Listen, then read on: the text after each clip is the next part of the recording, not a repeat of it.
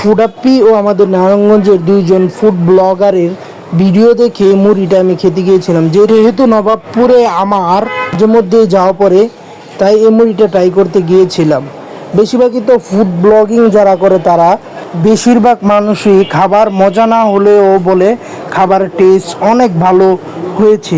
এই কথাটা বেশিরভাগ ফুড ব্লগাররাই বলে থাকে। আমি তবু ট্রাই করতে গিয়েছিলাম আসলেই কি তাদের মুড়িটা এত সুস্বাদু কিনা। কিন্তু বিশ্বাস করবেন না ভাই, মুড়িটা অসাধারণ স্বাদ। কেউ যদি নবাবপুরের আশেপাশে থেকে থাকেন তাহলে অবশ্যই এই মুড়িটা একবার ট্রাই করে দেখবেন। মুড়িটার স্বাদ খুব অত্যাধিক, আর মুরগির রোস্টের মশলা দিয়ে মুড়িটা তৈরি করে, তো তাই স্বাদটা আরও বেশি মজার ও ইউনিক একটা খাবার।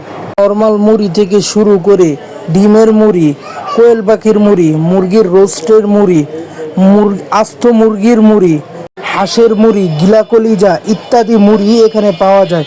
এছাড়া এখানে মুরগির রোস্ট ও পোলাও পাওয়া যায়। এখানে 20 টাকা থেকে শুরু করে 900 টাকার মুড়ি পাওয়া যায়।